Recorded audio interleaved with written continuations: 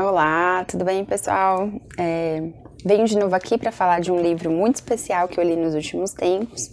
O livro se chama Invisível, é da Sarah Haggard, e o subtítulo é O Dom de Permanecer Escondido em um Mundo que Ama Ser Notado. Esse livro me foi indicado pelo Paulo Viana, que é um irmão amigo muito querido lá da igreja, que eu agradeço muito porque me tem sido muito precioso. Essa autora, ela é muito assim sensível. Ela escreve esse livro de uma forma totalmente despretensiosa. Isso daqui não é um tratado de teologia, ela não está falando sobre verdades absolutas, ela não está nem pregando. Ela está falando sobre a experiência pessoal dela, e a gente vai ter vários vislumbres assim, um pouco deslocados assim da própria vida dela, das experiências íntimas dela, né, como mãe, como esposa, como serva de Deus, como, enfim. E isso é colocado no meio de outra discussão que vai mostrando pra gente a relação que ela vai estabelecendo com Deus a partir de um ponto da vida dela em que ela é colocada nesse local que ela vai chamar de local do invisível, né? E ela tem inclusive um blog que é o sarahhaggard.net, que está disponível, inclusive até me tornei seguidora, né, porque eu achei ela muito interessante, e ela vai se definir lá como alguém cuja vida não saiu nada como planejou. Né? Então ela é uma menina que sai da faculdade para servir a Deus, vai trabalhar com o Ministério de Adolescentes e de repente ela se vê numa outra realidade em que ela tem que enfrentar, por exemplo, mais de uma década de esterilidade, quando o grande sonho da vida dela foi ter filhos, e aí de repente ela se propõe com seu marido a adotar crianças da África. Eles acabam adotando 4 crianças. Ela comenta inclusive que no meio desses 7 anos de adoções eles se apaixonaram de verdade, porque o casamento deles foi muito complicado no início. Ela até coloca entre parênteses assim, olha, não perca a esperança, né, você que tá num casamento complicado. E ela se define como alguém que ama palavras, que lê histórias desde pequena, que lê poesia todos os dias, que estuda a Bíblia em pequenas frases, passa um ano estudando um livro da Bíblia e com apenas 1 hora livre em uma cafeteria levando um monte de livros com ela, ela consegue fazer leituras amplas e profundas, que é o que ela mais gosta. Então eu me identifiquei bastante com essa autora, pela humildade dela, embora ela escreva sobre coisas profundíssimas, sobre esse desejo pela leitura que eu também sempre tenho, e sobre esse estudo da Bíblia bem calmo, sabe? Bem paulatino, palavrinha por palavrinha ali, que vai desvendando pra gente um monte de mistérios eternos, né? Ela gosta muito do Eugene Peterson, eu também gosto, também tem essa característica de estudar a Bíblia devagarzinho. E ela não escreve ficção, ela escreve sobre Deus nos dias em que aprende melhor sobre Deus e sobre a vida. Então ela está falando sobre o desenvolvimento que ela vem tendo de uma amizade com Deus, que é algo que ela considera possível para qualquer pessoa, desde que você se proponha a desacelerar, a abandonar um pouco o ativismo e a descobrir que o que mais importa é a sua amizade com Deus, que todas as outras coisas são consequências disso, né? Ela vai contar pra gente nesse livro como é que ela aprendeu a ver a Deus a partir do lugar do invisível. E aí eu começo pelo fim, né? Ela vai falar sobre a grande tônica, né, do livro, assim, o tema que a história que norteia todo o comentário que ela faz é aquele capítulo de João em que Maria derrama perfume precioso sobre os pés de Jesus, né? E aí ela fala no finalzinho que o escritor John Bloom diz que o derramamento de perfume de Maria não foi um desperdício, mas sim um ganho. Uma vida derramada em amor por Jesus, que considera o ganho do mundo como perda, demonstra o quão precioso ele realmente é. Ela testifica para o mundo selvagem e desdenhoso que Cristo é o lucro, e o verdadeiro desperdício é ganhar o perfume do mundo, mas perder a própria alma. Eu queria ser como Maria, eu queria conhecer a Deus como um amigo precioso. Eu quero dar a Deus o melhor de mim, desabrochada, voltada para Ele, exposta, mas frágil. Seja na escuridão ou na luz, eu quero estar aberta para Ele.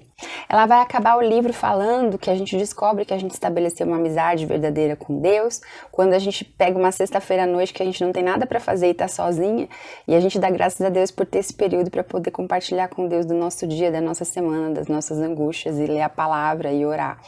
Então, quando a presença de Deus passa a ser a coisa que a gente mais anseia, é sinal que a gente está num bom caminho.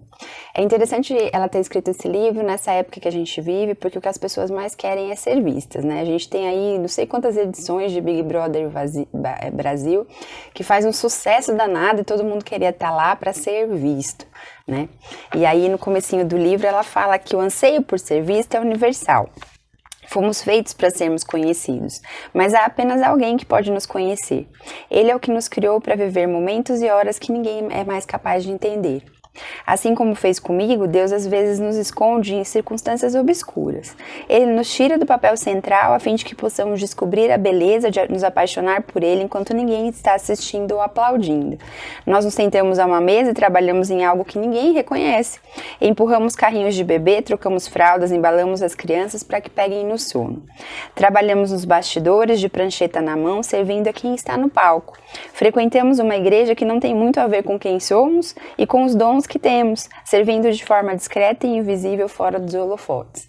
É aquele momento em que, do ponto de vista do mundo, a gente está totalmente deslocado. Ninguém valoriza as nossas habilidades, parece que ninguém precisa do que a gente tem para oferecer. A gente acaba tendo muitos momentos de solidão ou de solitude, como eu prefiro chamar, e nesses lugares é que a gente vai começar a desenvolver uma relação profunda com Deus, porque aí só Ele vai bastar pra gente. Né? É nesse momento que a gente descobre que nenhum aplauso do mundo, nenhum reconhecimento milenar, nenhum tipo de glória dessa terra, de louvor, de aplauso, de fama, realmente nos preenche. A gente tem esse monte de artistas famosos suicidas para provar isso pra gente, né? Ela vai falar que nenhum momento é pequeno demais, insignificante demais para se ocultar em Deus e passar tempo com Ele. Deus ama nos esconder. Por trás de circunstâncias chamadas incompreensão ou desprezo, até mesmo dos amigos mais queridos, Ele nos esconde. Podemos nos sentir encobertos e despercebidos, mas Deus está nos treinando para que voltemos os olhos para Ele com a intenção de encontrá-lo ali. Estar oculto não significa ser punido ou se encontrar sobre o desprazer de Deus. O salmista diz que aquele que habita no esconderijo do Altíssimo tem um refúgio e fortaleza em Deus. Deus não nos bane para o lugar oculto, Ele nos convida a estar ali. E encontrar Deus em secreto pode ensinar um coração a cantar.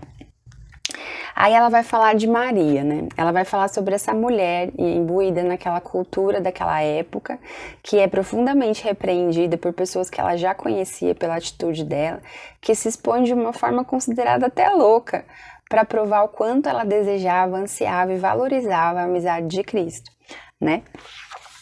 Ela vai falar o seguinte, que sempre tem duas histórias em uma pessoa, a visível e a invisível, e que somente um par de olhos consegue enxergar as duas. O rei Davi conhecia essa verdade invisível e ele comenta lá no Salmo 139 que os meus ossos não te foram encobertos quando no oculto fui feito. Todos os nossos dias estão contados diante de Deus e Deus conhece cada detalhe e peculiaridade daquilo que nós somos, né? Deus criou cada um de nós para atingir a grandeza, não a grandeza do palco, de um título ou de um diploma, embora Ele possa usar tudo isso em nossa vida. Ele pode até mesmo permitir que os aplausos de outras pessoas nos encorajem e nos ajudem a crescer, mas a grandeza mais doce começa pelas raízes, sendo criado e cuidado em segredo e visto unicamente por Deus. Esses momentos de invisibilidade, eles são um presente de Deus para as pessoas que Ele escolhe a dedo para fazer isso, pessoas com quem Ele quer estabelecer uma amizade profunda. E se você sente um calor no seu coração quando você ouve essas palavras ou quando você lê esse livro, é porque Deus te convida, né? E Ele quer estabelecer essa amizade profunda com você porque Ele te ama. E esse amor de Deus, Ele está presente nessa terra e nessa vida, não as grandes coisas, né, escandalosas, aí, famosas e grandiosas, mas seus bilhetinhos de amor, eles estão escondidos por todo lugar. Todos os dias no meu quintal há um pôr do sol, todos os dias há ali uma beleza fascinante. A beleza de Deus é feita para ser completada, para ser recebida. Temporadas de invisibilidade nos convidam a desacelerar, prestar atenção à beleza tão frequentemente obscurecida pela pressa, cultivar a mesma maravilha maravilha que uma criancinha experimenta ao encontrar uma borboleta pela primeira vez. As pequenas coisas da vida, o pôr do sol por trás da silhueta das árvores no inverno, pássaros voando em formação perfeita, as faias brilhando no outono, o bilhete de amor rabiscado deixado pelo marido sobre o bule de café são meros reflexos de uma outra beleza. Deus criou coisas inferiores para serem sinais que apontam para realidades espirituais superiores. E ela vai descortinando numa espécie de prosa poética em que ela mescla a discussão da história de Maria, a experiência dela com Deus e a vida pessoal dela. Todos esses detalhes que a gente só aprende a ter sensibilidade para perceber se a gente tem uma relação desse nível com Deus. Relação essa que Deus propicia ao nos colocar nesses lugares de invisibilidade, né? Ela fala que somente aqueles que veem a beleza divina permeando o ordinário são capazes de recebê-la e considerá-la santa. Então existem pessoas que vão olhar para uma árvore grandiosa de séculos e nunca vão perceber o quanto aquilo é um milagre divino. Por isso que as pessoas vão lá e acabam com a natureza, por exemplo, por causa de dinheiro. Porque essas pessoas não têm uma relação com Deus que permita que elas vejam a presença de Deus e as bênçãos de Deus e o amor de Deus nos detalhes.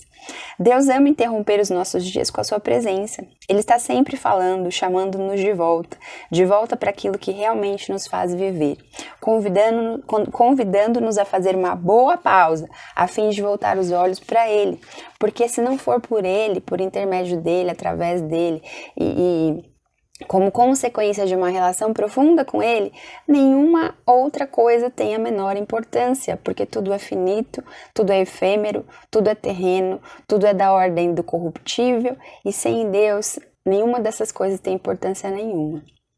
Pequenas orações falam mais sobre Deus do que sobre nós. Elas reconhecem que Ele é grande o suficiente para receber e responder um pedido pequeno.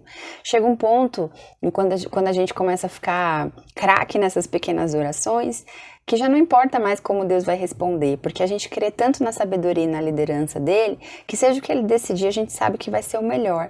Mas o fato da gente colocar essas coisas diante de Deus, saber que ele ouve, sentir a sua presença, isso é que realmente importa para nós e nos alimenta. Essa é a água da vida, né, que nos preenche eternamente, que nos sacia a sede. Esse tipo de relacionamento, né, que nos convida para sentar-nos lado a lado para conversar, não é apenas uma rápida injeção de afeição que nos é dada para podermos fazer o que Deus quer de nós. É um amor capaz de penetrar o nosso âmago, de nos transformar ao olharmos para Deus e recebermos o que Ele oferece com as mãos estendidas. Por meio dessa comunhão, veremos nossas famílias, nosso bairro, nosso trabalho, nosso mundo, nossa produção artística, tudo, com novos olhos, enquanto Ele nos concede mais de si. Porque lá em João 6,63 ele diz que as palavras que eu vos digo são espírito e vida, né? É nos lugares ocultos que a gente pode ver como a palavra de Deus é uma arma poderosa e não um bordado bonitinho com um quadro na parede ou conselhos gerais para uma vida boa. Ela atinge o nosso interior até os pensamentos e as intenções mais profundas, e nos expõe ao Deus que nos criou para lutar ao seu lado contra as mentiras interiores que às vezes a nossa própria psique nos diz para nos boicotar, né? Porque a palavra de Deus é viva e eficaz e mais cortante do que qualquer espada de 2 gumes e penetra até o ponto de dividir alma e espírito, juntas e medulas, e é apta para discernir os pensamentos e propósitos do coração. E não há criatura que não seja manifesta na sua presença. Pelo contrário, todas as coisas estão descobertas e patentes aos olhos daquele a quem temos de prestar contas. Isso está em Hebreus 12, 13. Em resumo, gente, porque a gente já está um pouco estendido no tempo, queira ir para o lugar do invisível, porque é um privilégio que Deus dá para aquelas pessoas para quem Ele quer revelar a sua intimidade. E a intimidade de Deus é para aqueles que o buscam. Isso não tem a ver com placa de igreja, isso não tem a ver com estilo de vida, todas essas coisas são bobagens perto daquilo que Deus quer nos oferecer. A intimidade de Deus nos transforma, sacia a nossa sede interior, nos cura. A intimidade de Deus é o que realmente importa nesse mundo. A gente está aqui nessa jornada, peregrinando, para adquirir a intimidade com Deus.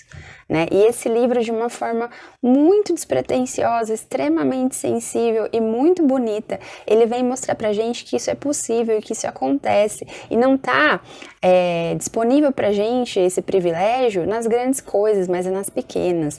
É em a gente desperdiçar, entre aspas, o perfume da nossa vida, que é o tempo, com Deus e com mais ninguém. Quando a gente alcança esse nível de profundidade na nossa relação com Deus, todas as outras coisas passam a ser vistas sobre essa perspectiva. E aí sim, tudo aquilo que a gente faz, tudo aquilo que a gente vivencia, tudo aquilo que a gente produz, passa a ter um sentido. Porque a nossa primeira necessidade é saciada dia após dia com a presença de Deus nas nossas vidas. Então, leiam esse livro, busquem a Deus e até o nosso próximo encontro. Um beijão para vocês. Tchau, tchau.